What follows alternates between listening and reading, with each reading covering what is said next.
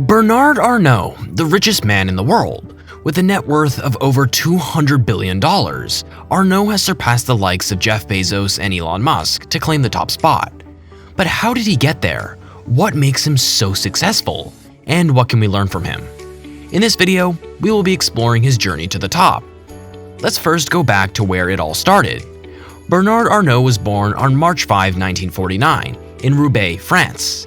His father, Jean-Léon Arnault, owned a civil engineering company called Ferré Savenel, and his mother, Marie-Joseph Savenel, was an academic.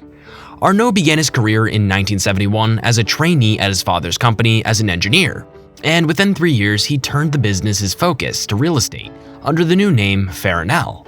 He quickly became the company director and president, replacing his father by the time he was 30. However, Arnault was not content to rest there. He saw an opportunity to enter the luxury goods market and took it. In 1984, Arnault left Farinel and bought the near-bankrupt textile company Boussac, stripping all its assets apart from the department store Bon Marché and fashion house Christian Dior. In interviews, he's described his mother as having an obsession with Dior while he was growing up. In 1987, Arnault founded LVMH, Moët Hennessy Louis Vuitton, the world's largest luxury goods company, overseeing the merger between luxury houses Moët Hennessy and Louis Vuitton. Arnault would go on to become LVMH's biggest shareholder, taking over the company as chairman and CEO just 2 years later. Under Arnault's leadership, LVMH grew rapidly, acquiring numerous luxury brands, including Celine, Berluti, Kenzo, Tiffany's, Guerlain, Loewe, Marc Jacobs, Sephora, Fendi, DKNY, and La Samaritaine, just to name a few. In just 11 years, LVMH's yearly sales and profits multiplied 5 times, with the company's value also multiplying by a staggering 15 times. A major reason for Arnault's continued success is his ability to adapt to changing times and consumer preferences. He recognized the importance of e-commerce early on, and LVMH has been investing in digital initiatives to enhance customer experiences and streamline operations. In 2017, the company launched 24 Sevres, an online luxury shopping platform that offers a curated selection of high-end products from LVMH brands and other designers. All these luxury names that LVMH own, but you can't help but feel like there's one missing. You would be right in thinking this. Gucci, one of the world's most well-known luxury brands, but unfortunately for Bernard Arnault, it was the one that got away.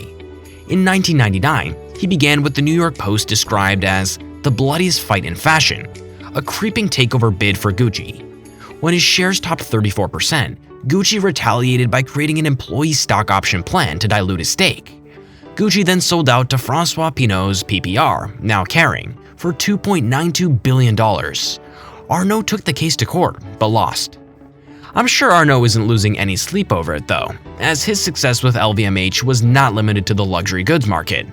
Just like every other rich person you've ever seen, it was time to start expanding. So let's get into some of the crazy things that go hand in hand with being a man worth 12 figures.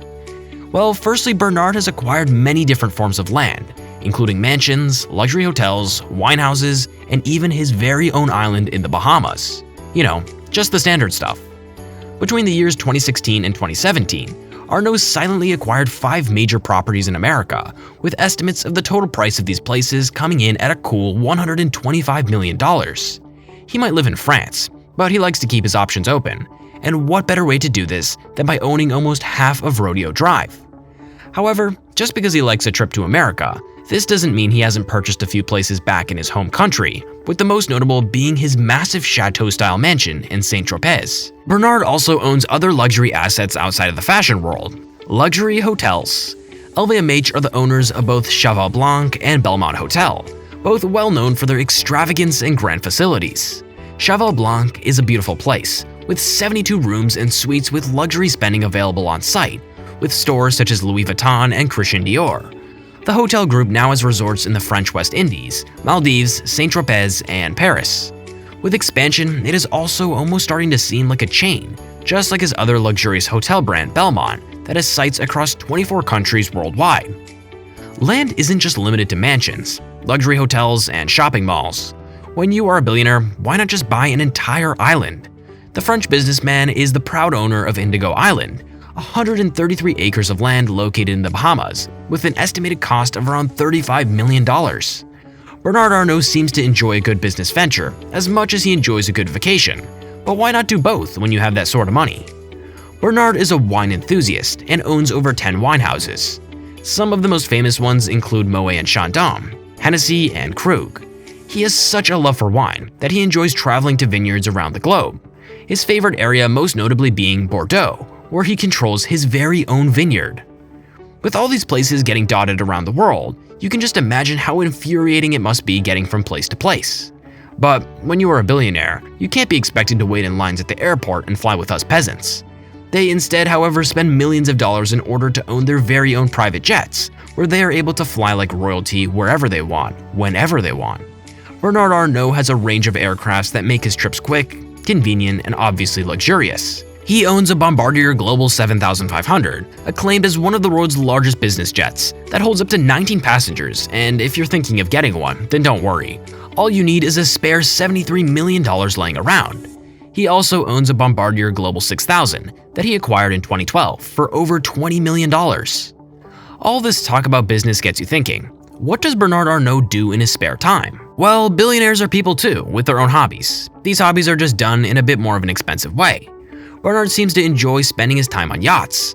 Back in 2008, Bernard got into the yacht business by buying Princess yachts for 250 million euros. He then invested the same amount of money into another yacht company, Van Lent, making his entire investment in the yacht industry $500 million. Besides, from the business side, it was only fair that he indulged and bought a toy for himself. Spending $150 million back in 2015, he acquired one of the biggest yachts in the whole world, known as Symphony. This yacht is a staggering 100 meters in length and holds up to 36 passengers with an outrageous running cost that is estimated to be between $10 to $15 million per year. Another thing Bernard seems to be passionate about is art. Well, we can assume that from his unbelievable collection. The worth of this collection is unknown, but it is definitely worth a few million, and if not a few billion, especially when you start talking about artists such as Jean-Michel Basquiat and Pablo Picasso. In 2014, he opened the Fondation Louis Vuitton, a museum in Paris that showcases his personal art collection.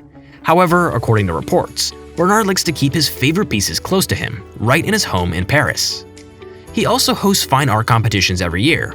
This competition is for students who are looking to start up their own personal label in the art world, with the winner getting a grand prize of $340,000. In addition to his business and cultural endeavors, Arnault is also somewhat of a philanthropist. In 2019, Arnault pledged to donate 200 million euros to help repair Notre Dame Cathedral after a devastating fire.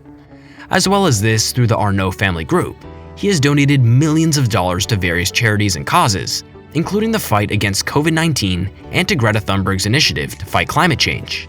Some people think this amount is quite low, considering the amount of wealth he has, especially if you compare him to his other centibillionaire friends such as Bill Gates. But should he be criticized?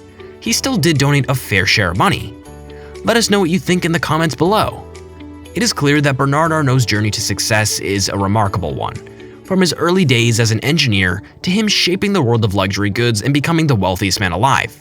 Arnault's unwavering commitment to his goals, willingness to take risks, and innovative spirit have helped him achieve extraordinary success. And what can we learn from this exactly? He has taught us to work hard and keep going to fulfill whatever dreams we have. He has shown the importance of innovation and adaptation. And with all that said, I do hope you guys have learned something today. And if you fancy sticking around for more videos all about business, money, and investing, make sure to click that subscribe button, and if you guys did enjoy, it would mean the world if you could leave a like. Thanks for watching.